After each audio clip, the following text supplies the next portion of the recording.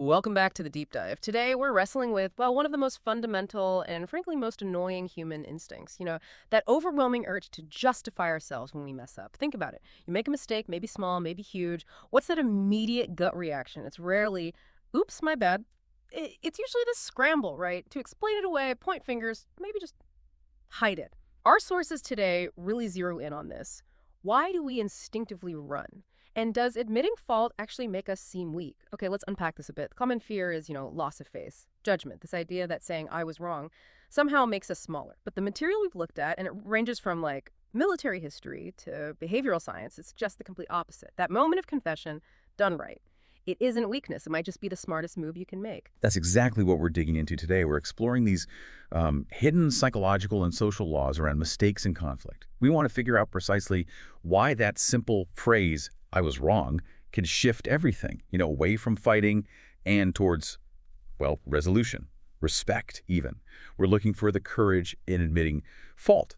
And we've got examples from everyday life, big historical moments, even business deals. It's really about finding the wisdom that opens up when we stop defending and just own it. Right. Let's start small, though. An everyday example, because the power of just being honest instantly, it's kind of amazing. So our first anecdote is about a guy walking his dog. Picture it. There's a rule, dogs need muzzles in the park. He knows this. But for whatever reason, maybe he's rushing, maybe just careless, no muzzle.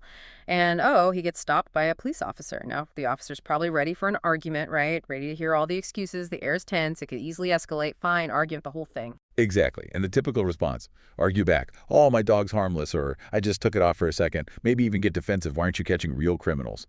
But this guy, he went a totally different way. Radical accountability. Didn't make a single excuse. Just looked the officer in the eye and said straight up, "Sir, you are completely right. I was wrong. My fault for not following the rules." Wow. Okay. And what happened then? Did the officer give him a ticket anyway, or do you think he was being sarcastic? Not at all. That's the surprising part our sources highlight. The officer's whole demeanor just changed. Instantly. Went from being stern and ready for conflict to, well, tolerance. Even leniency. Think about how powerful that is. When someone's geared up to criticize you, your boss, your partner, whoever they expect you to push back, they're ready for a fight. But when you just say, you're right, I was wrong, you completely disarm them. You've taken away their ammunition, haven't you? You've validated their point. And kind of unexpectedly, you gain respect because you showed real integrity when most people wouldn't. It leaves them almost no choice but to lean towards understanding. You've removed the conflict. It's such a simple psychological trick almost. If they can't fight you, maybe they have to forgive you. That makes sense for something like a dog muzzle. Less stakes, but now, this is where it gets really interesting. Let's scale that up. What about when the failure is huge, massive? The sources take us to a really heavy moment. American military history, the aftermath of Gettysburg. A devastating defeat for the Confederates. General Robert E. Lee. Massive loss. Huge implications. Yeah, and that's a real crucible for leadership, isn't it? Lee had every reason, every chance to deflect blame. He could have pointed to General Pickett's charge, bad intel, supply issues, and history would probably say, yeah, those were factors. Sure, plenty of scapegoats available. But he didn't take that path. He chose something much harder, much riskier. He deliberately took full, total responsibility. He basically shut down any chance of internal blame games, told his commander straight out, all this has been my fault. Now, that wasn't just admitting a mistake. That was an act of profound courage in that kind of hierarchy. Based on status, winning, he risked everything. Yeah. His reputation as authority, morale, by owning the failure completely. So what happened? Did his authority just crumble? You'd think the men would lose faith. Quite the opposite. And that's the core of this principle, isn't it? This incredible act of accountability, standing up amidst total disaster and saying, it's on me. It didn't diminish him. It actually increased the respect his soldiers had for him. Their loyalty deepened. Yes, they failed, but their leader owned it. He turned this collective catastrophe into a moment of, well, unity almost. It really shows that true leadership isn't just about celebrating wins.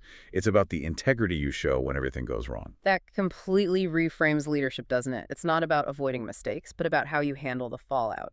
Okay, let's shift gears. Same principle, different world, high-pressure business, budgets, reputations on the line. Right. The sources give us a great modern example here. An advertising executive. Their agency presented a campaign to a big client, and the client, well, they hated it, just ripped it apart. Brutal feedback, maybe even unfair. Oof. I can feel that defensive instinct kicking in just hearing about it. You'd immediately want to jump in. Right. Yeah. Defend the work, explain the budget limits, the brief. Exactly. That's the expectation. Defend, then do damage control. The normal instinct is, well, the budget was tight or the brief wasn't totally clear. Yeah. But this exec did something totally against the grain. Instead of defending, they just listened, absorbed it all, and then genuinely admitted fault. Acknowledged where the team had missed the mark. No excuses. Wait a minute, though. Does the sincerity really matter here? Is this just a tactic? Because just saying sorry to avoid a fight, that doesn't feel like integrity. That's a really important point. Mm. The sources stress that this only works if it's genuine. It's effective because the other person sees the vulnerability. They recognize how hard it is to admit fault without making excuses. So the client wasn't just swayed by a clever tactic. They were impressed by the honesty, the integrity, and the outcome. It's pretty shocking, actually. Really underscores the value of that integrity. The client didn't just forgive the mistake and move on. They were so impressed by the executive's honesty. They gave the agency new business, more contracts. Wow. So the mistake wasn't a dead end at all. It actually became the fastest way to rebuild trust and get more work. That changes the whole risk calculation. It really does. Admitting fault isn't just about getting off the hook temporarily. It fundamentally rebuilds trust. It signals you're reliable, not because you're perfect, but because when you do mess up, you own it immediately. And clients, or anyone really, might see that honesty as safer in the long run than working with someone who might hide problems until they explode. Okay, so we've seen it with a policeman, a famous general, a business client, different situations, same surprising outcome. Let's dig deeper now. What's the fundamental psychology here? Why does admitting fault work so consistently? All right, let's decode the mechanism. It's fascinating, really. It comes down to this basic human need to protect our dignity, our sense of self-worth, to preserve face. One source calls it long tie, this deep drive to maintain honor and self-esteem in social situations. Now, when we try to justify ourselves, make excuses, we're basically challenging the other person. We're fighting for the moral high ground. And that just invites them to attack, right? To pick apart our defense and prove us wrong, to sort of triumph over us. The conflict just escalates because both sides are desperately trying to protect their pride. Winning the argument seems like the only way. Which is why arguments can feel so pointless and draining sometimes. It's just two people trying not to lose face. Precisely. But when you confess first, you flip the whole script. When you step up and say, you know what, I messed up, it's my fault. You instantly remove their reason to fight, their ground for triumph, as the sources put it. You've already done their job for them, basically. And probably more honestly than they could have. I see. It's like they come expecting a fight, ready to draw their weapon, and you've already handed it over. It forces them to react differently. They expected an opponent, but you showed up as, well, a confessor. Exactly that. Instead of making them the aggressor, you give them a chance to be generous, to be magnanimous, show mercy. And that fulfills their need for dignity, their long to I. They get to feel good about themselves by being the bigger person who offers forgiveness. So the core rule seems to be people want to forgive. And they're most likely to do it when they see the other person genuinely humbling themselves. You satisfy their need for self-worth without sacrificing your own. In fact, you actually gain character. Okay, so bringing this all together, what's the takeaway for listeners? Beyond these big examples, how do we use this insight day to day? I think the key lesson is realizing that admitting fault isn't lowering yourself. It's not self-abasement.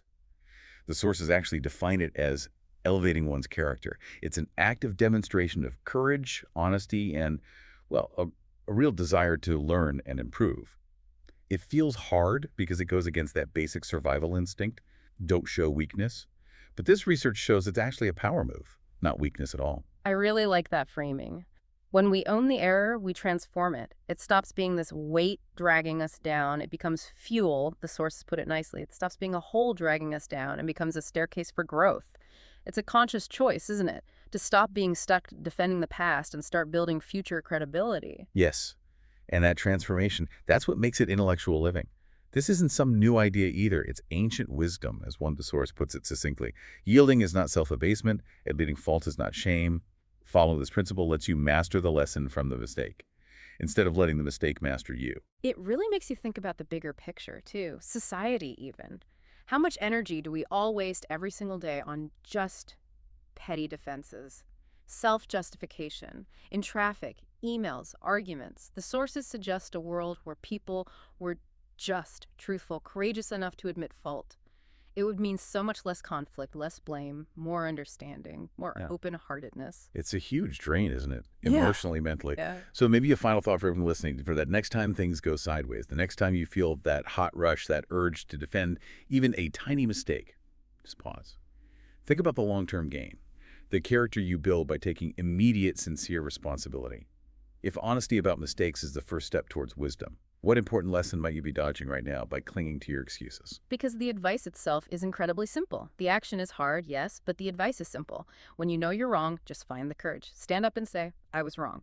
That really is the first and maybe the fastest step toward maturity, towards wisdom, and ultimately toward genuine respect.